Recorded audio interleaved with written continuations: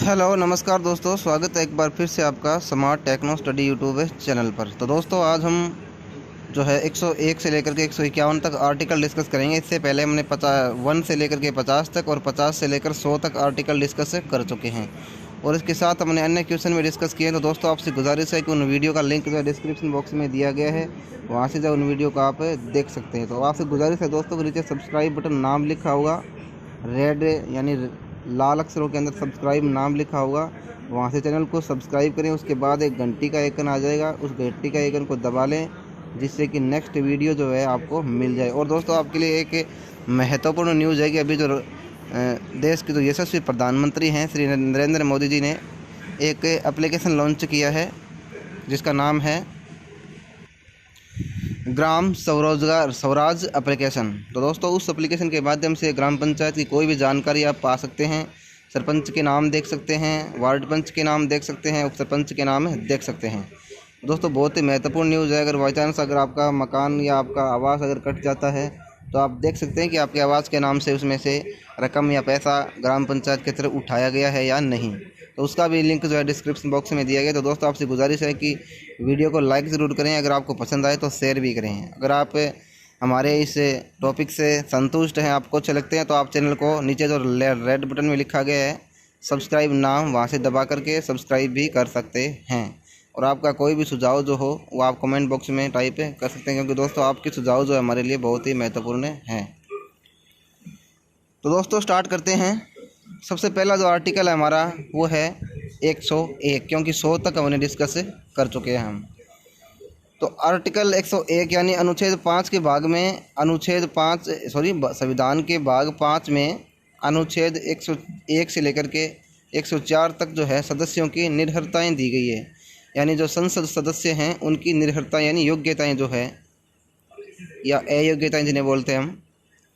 तो बात करें 101 की, तो देखिए दोस्तों गोवा जो है भारत का सबसे कम तटीय सीमा बनाने वाला राज्य है और 101 किलोमीटर जो है गोवा की तटीय सीमा की लंबाई है। देखिए भारत में जो सबसे अधिक तटीय सीमा बनाता है वो बनाता है गुजरात।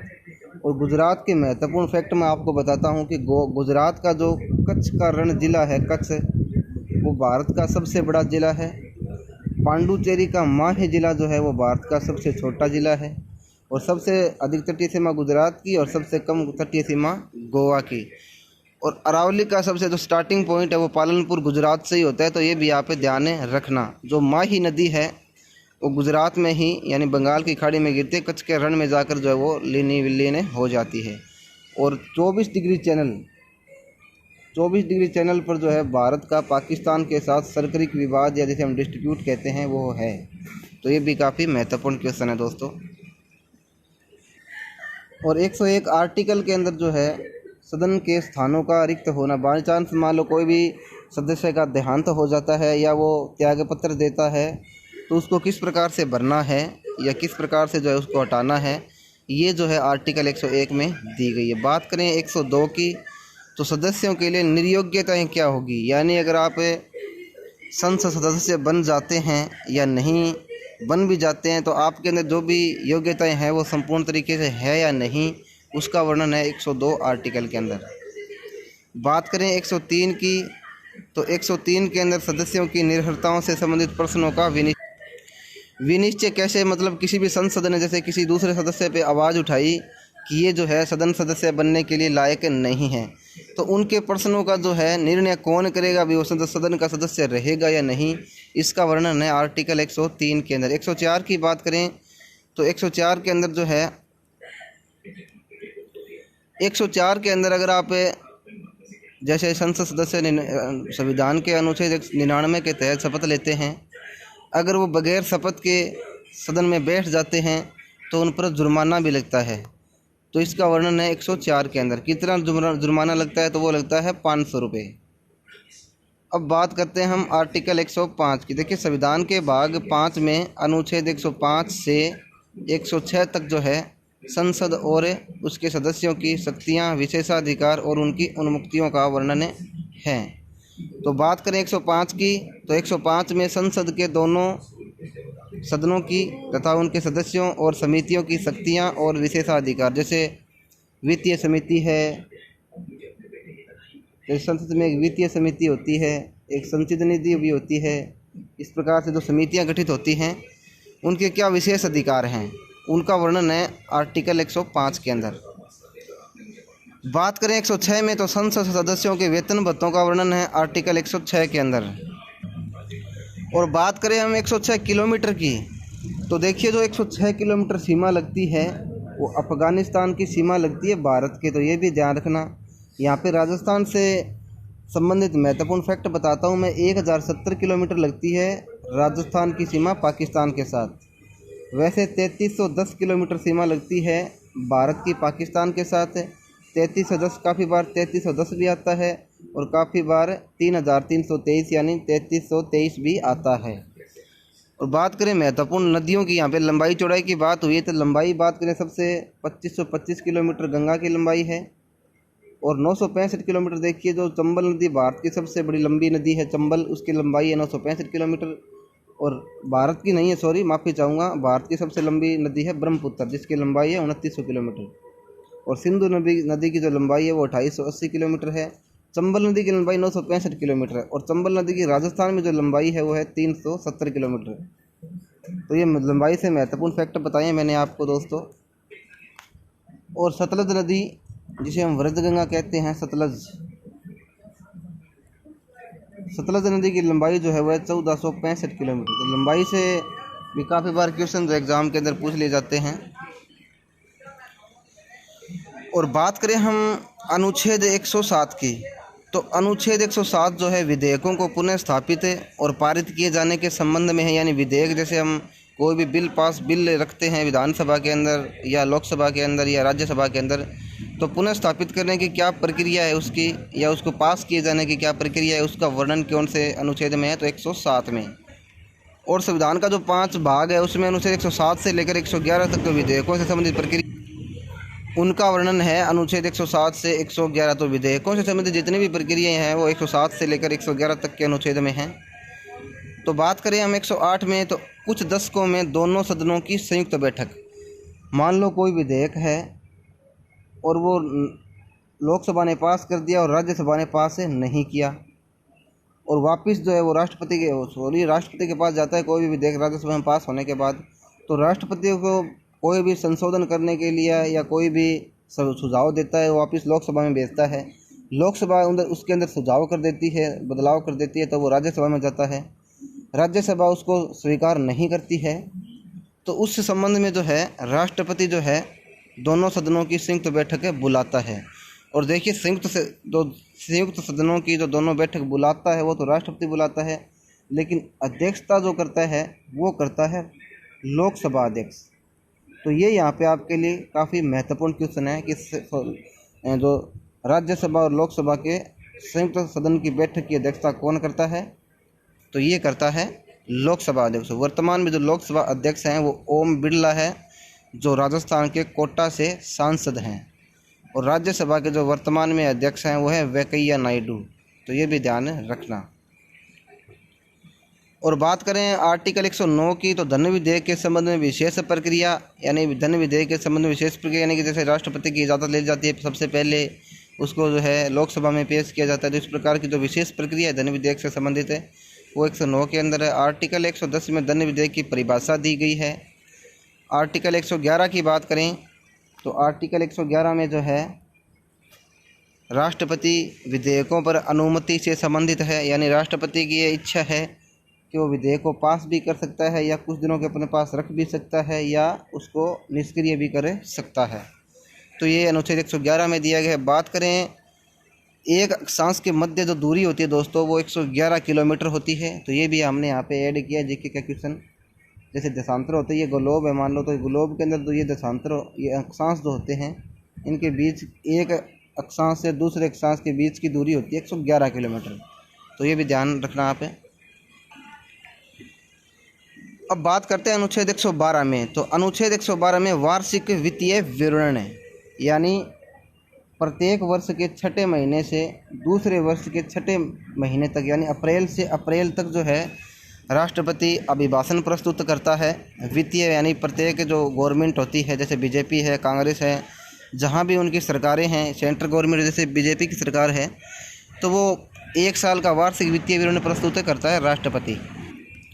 तो विशेष अभिभाषण कौन से अनुच्छेद के तहत देता है? तो 112 के तहत। तो ये भी काफ़ी इंपॉर्टेंट क्वेश्चन है।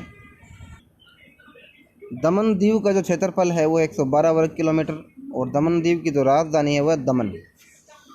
तो अनुच्छेद भाग भारत का जो संविधान है उसके भाग 5 के अंदर 112 से लेकर के 117 में जो भी वित्तीय मामलों से संबंधित विषय हैं उनके संबंध में जो भी प्रक्रिया है वो अनुच्छेदों में वर्णन है, अनुच्छेद 112 से लेकर के 117 तक। बात करें 112 से बाद 113 की, तो संसद में प्रांकलनों से संबंधित प्रक्रिया। प्रांकलनों मतलब अनुमान, जैसे अभी कोरोना वायरस चल रहा है तो भारत की जीडीपी को कितना नुकसान है, इसके बारे में जो भी प्रक्रिया है वो अनुच्छेद 113 के अंदर है। बात करें 114 की, तो 114 के अंदर जो है विनियोग विधेयक से संबंधित है, अनुच्छेद 114। और मैंने आपको बताया था कि सिंधु नदी की जो लंबाई है वो है 2880 किलोमीटर, और इसमें भारत की में कितनी लंबाई है? तो 114 किलोमीटर। सिंधु नदी को इंडस नदी कहा जाता है, ध्यान करना। तो ये भी यहाँ पे हमारा क्लियर हो गया। और 114 वर्ग किलोमीटर जो है चंडीगढ़ का क्षेत्रफल है।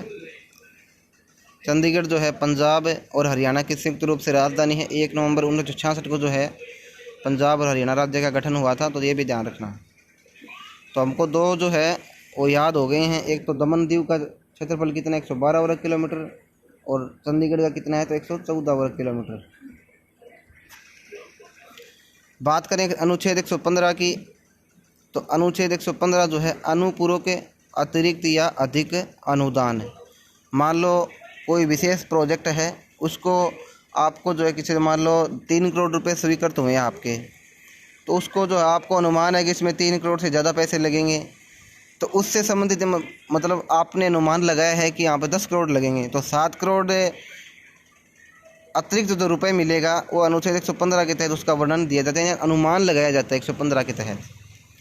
अनुच्छेद 116 जो है लेखा अनुदान, प्रत्यानुदान या अपवादानुदान से संबंधित है। 117 जो है वित्त विधेयक के बारे में विशेष उपबंध दिए गए हैं अनुच्छेद 117 के अंदर।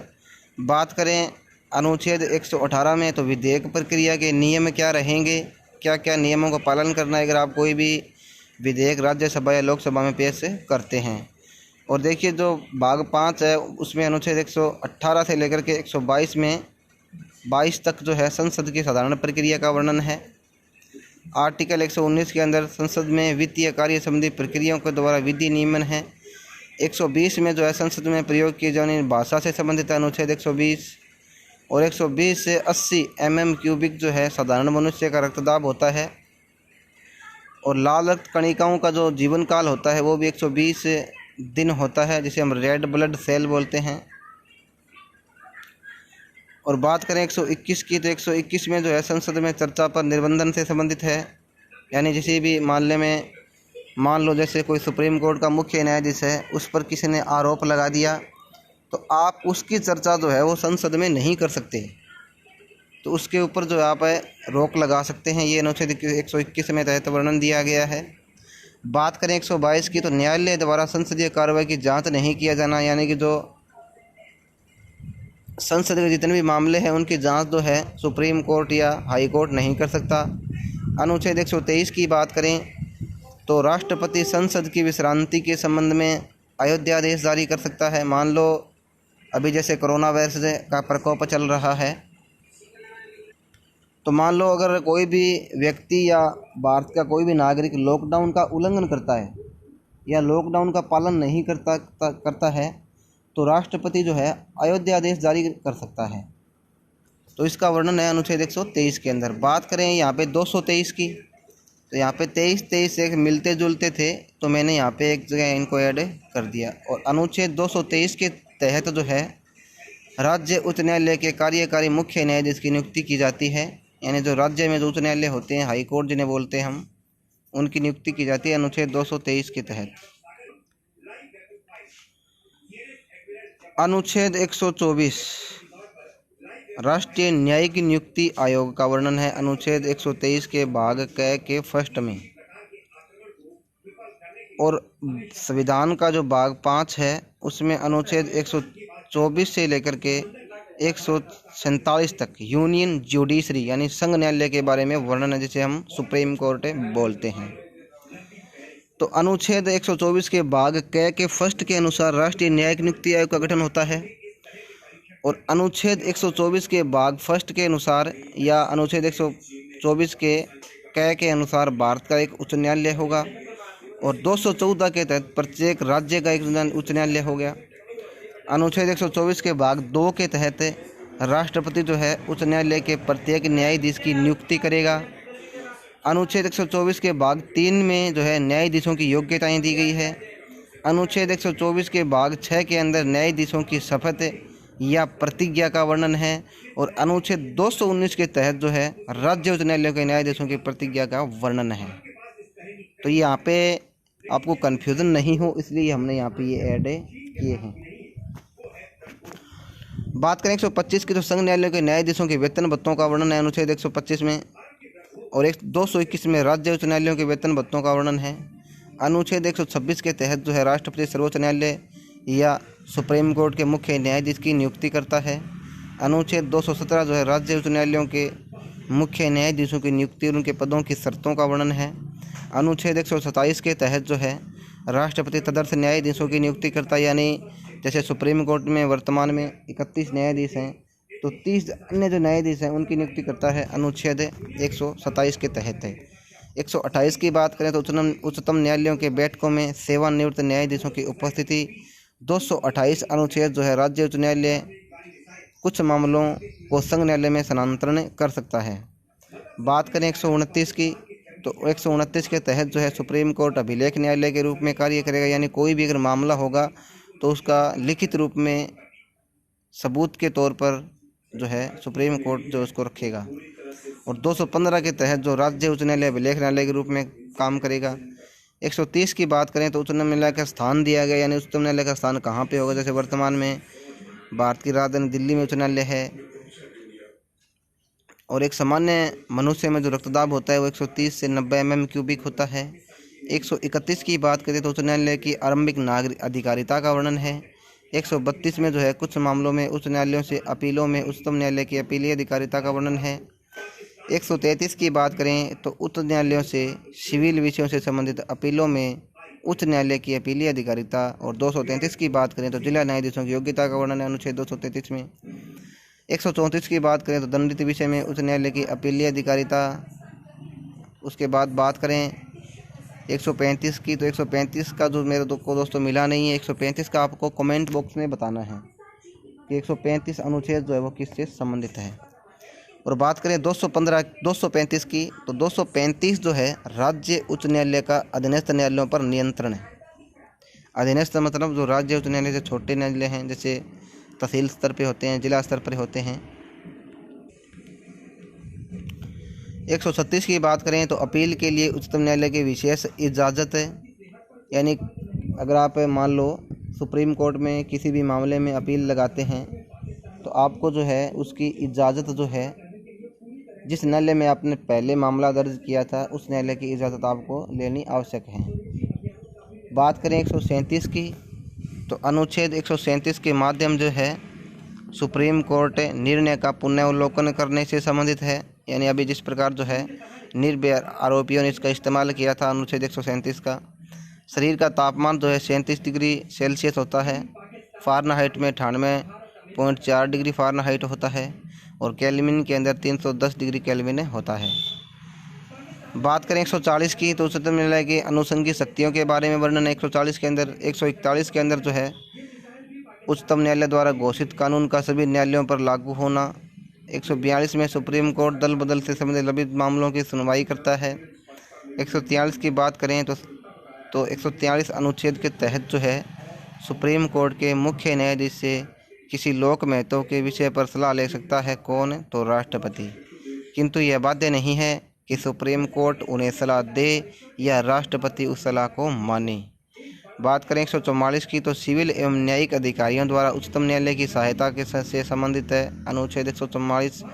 145 में न्यायालयों के नियम और प्रक्रिया का वर्णन है। अनुच्छेद 146 के अंदर उच्चतम न्यायालय के अधिकारी, सेवक तथा खर्चों का वर्णन है। अनुच्छेद 147 के अंदर निर्वाचन। अनुच्छेद 148 की बात करें, यानी कि जो संविधान का भाग 5 है, उसमें अनुच्छेद 148 से लेकर के 151 तक जो है नियंत्रक एवं महालेखा परीक्षक के बारे में बताया गया है। और भारत का एक नियंत्रक महालेखा परीक्षक होगा, इसका वर्णन है अनुच्छेद 148 में। नियुक्ति कौन करता है नियंत्रक एवं महालेखा परीक्षक की? तो वो करता है राष्ट्रपति। फल है